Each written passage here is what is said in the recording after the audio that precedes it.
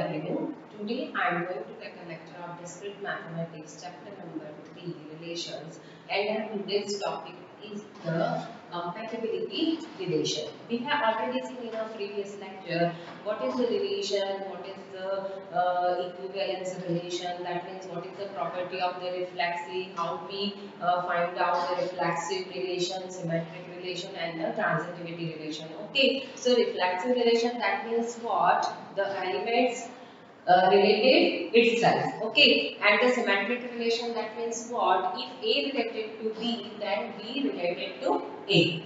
And the transitive relation is that A related to B and B related to C, then A related to C. Okay, so we have already seen in our previous lecture what is the equivalence relation.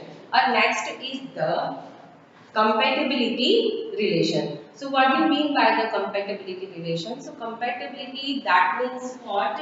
A relation R on a set A is said to be a compatibility relation if and only if it satisfies two properties. That means a relation R is said to be compatibility relation if they satisfy the two properties. Number one is the reflexive and second one is the symmetric. Okay, that means if reflexive, symmetric and transitivity, three properties are satisfied, then we can say that the relation is a equivalence relation. If in case two properties are satisfied, that means the reflexive and the symmetric, then we can say that this type of the relation is a compatibility relation. Okay, so let's start the example. With the help of example, we check here the relation is compatibility relation or not. Okay, so example is we are given in a set 1, 2, 3.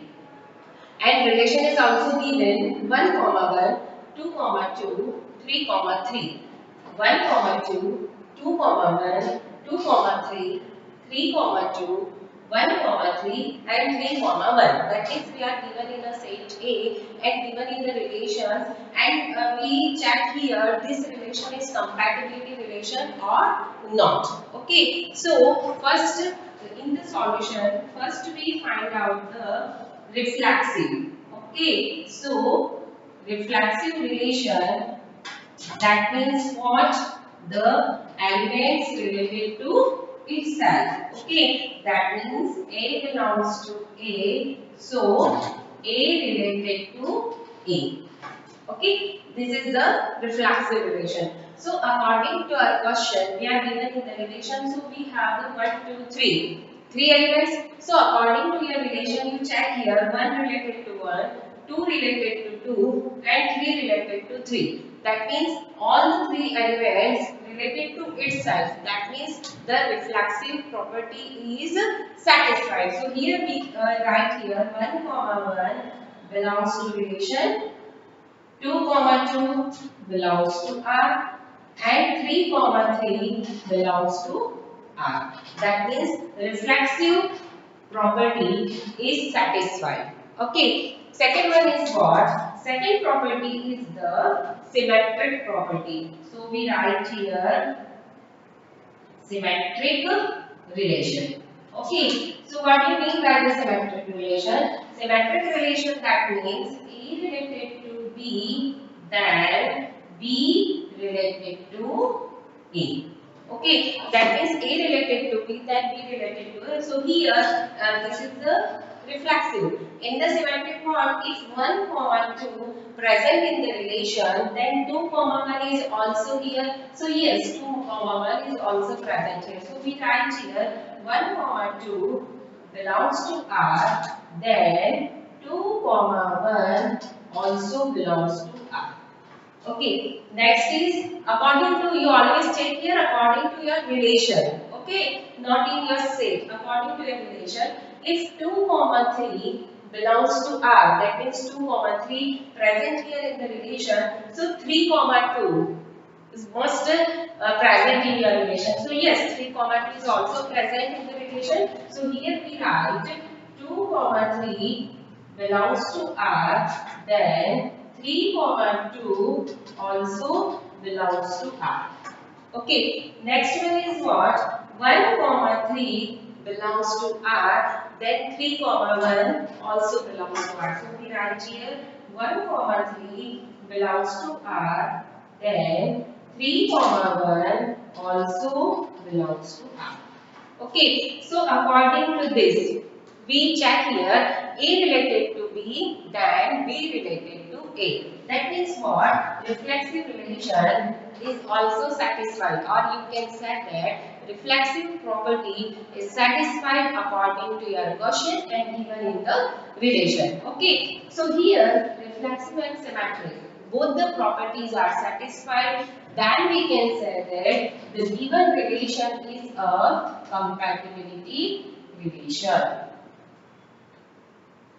Okay, given relation is a compatibility relation. So this is the example of the compatibility relation. Okay, next one is our relation is the anti-symmetric relation. Okay, so according to anti-symmetric relation, the symmetric relation is what? Symmetric relation is if A related to B, then B related to A. But according to anti-symmetric relation, anti-symmetric that means just opposite the symmetric relation. Okay, so here if A related to B, then B related to A is not present in your relation. This is very easiest method for finding the anti-symmetric relation. Otherwise, the definition is what? Definition is that if A comma B belongs to R, okay, and B comma A belongs to R, then we can say that A is equal to B.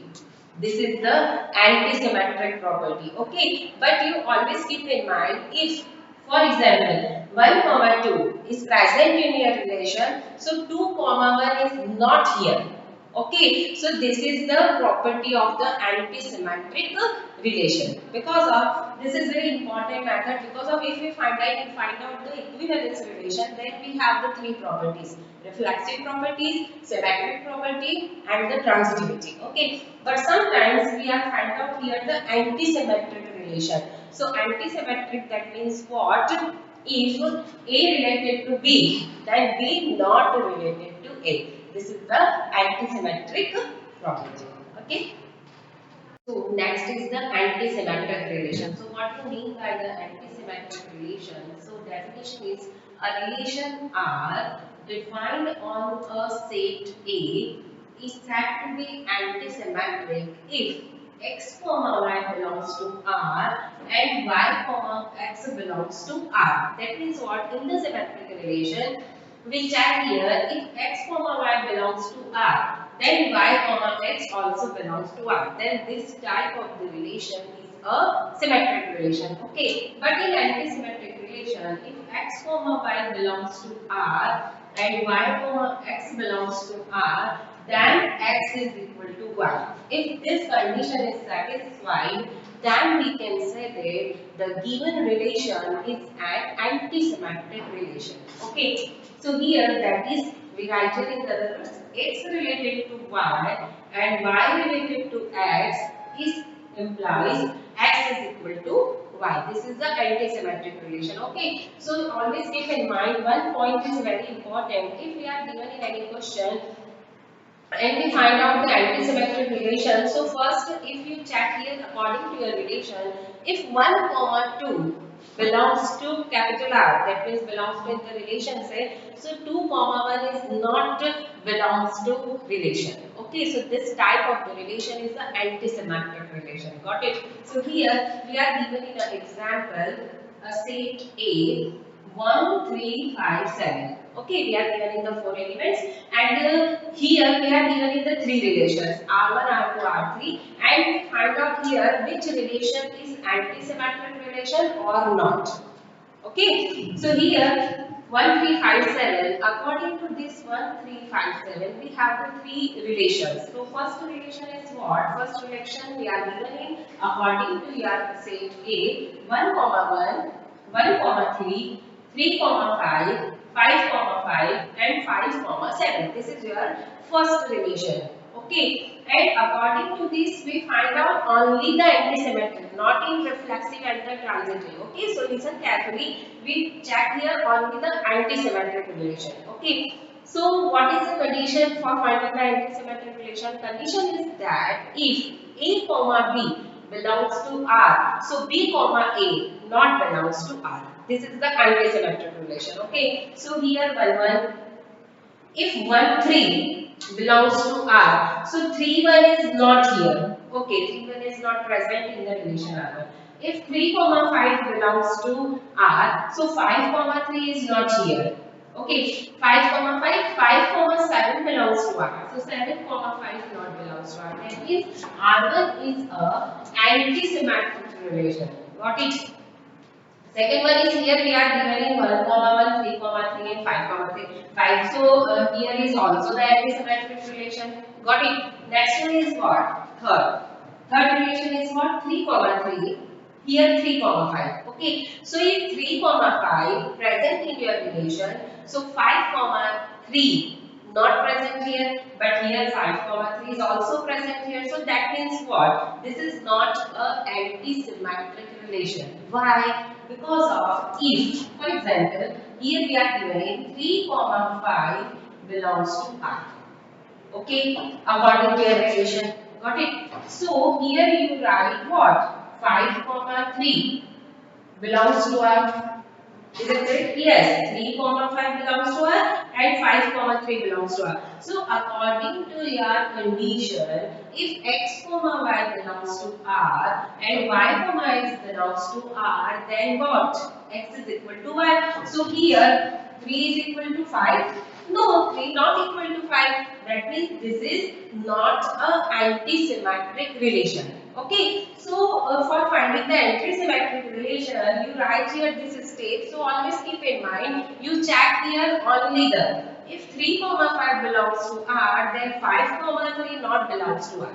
Okay, just like the first and second relation. According to first relation, 1 comma 3 belongs to R. So 3 comma 1 is not belongs to R. We are not given here 3 comma 1 belongs to R. Okay. So this is the antisymmetric relation, and here the 11 elements are related to itself. So always here we are not given in the x comma y form. Okay. But according to relation 3, we are given in 3 comma 5 belongs to R and 5 comma 3 also belongs to R. So here 3 not equal to 5. Okay. So this R1 and R2 antisymmetric.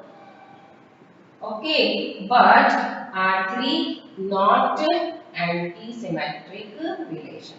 Okay, so this is very easy process for finding the antisymmetric relation. Because of this type of the relation, we find out in the Passage and the Hazel diagram. Okay, so always keep in mind symmetric relation. If x comma y belongs to R, then y comma x also belongs to R. But in antisymmetric relation, x comma y belongs to R, then y comma x not belongs to R. Because of if y comma x belongs to R, then x is not equal to y many times. Okay, so this is the example of the antisymmetric relation. Our next is the equivalence classes. This is the different. We have already seen in our previous lectures what is the equivalence relation. Relation, that means we find out the three properties: reflexive, symmetric and the transitivity. But this is the point is equivalence classes. Okay, so what is the equivalence classes? So next is the equivalence classes. Okay, so let capital A be a non-empty set and capital R be an equivalence relation. So listen carefully. Equivalence relation, that means what? Three properties are satisfied: reflexive, symmetric and transitivity. Okay, so if we find out the equivalence classes, then first you check here the equivalence relation is also satisfied. Okay, so let capital A be a non-empty set and R be an equivalence relation on set A, then equivalence classes of any element A belongs to A is denoted by this sign. That means square bracket A, or you write here A bar, or we write here capital A and the suffix small a. If we find out the equivalence classes of A. Okay, and this A is set of all those elements of A which are related to A. That means what? If we find out this equivalence class of A. So equivalence class of A is equal to what? You write here every relation including A is included. That means what? A set of all those elements of A which are related to A. Got it? That means for example A related to B, A related to C. Okay, and we find out the equivalence class of A. So equivalence class of A is equal to what? According to in the bracket B comma C, because of A related to B and A related to C. Okay, so here that is A is equal to what? A is equal to X such that X comma A belongs to R or X related to A. This is the equivalence class of A. Got it? Next is, this is an example, very important example according to your equivalence classes. X is denoted by an equivalence class of X, Y such that Y belongs to A and X comma Y belongs to R. So this is the definition of the equivalence classes. So this equivalence classes we find out the partition. Okay, so this is very important point, and always keep in mind if you find out the equivalence classes, so first you check your relation. Your relation is equivalence relation. That means first you check here the reflexive, symmetric and the transitivity, and after check all these three properties, you write only the one sentence: this relation is satisfied for reflexive, symmetric and transitivity property. That means this relation is a equivalence relation. After that you write the equivalence classes. Okay, so I will continue this topic in the next lecture. Thank you for watching.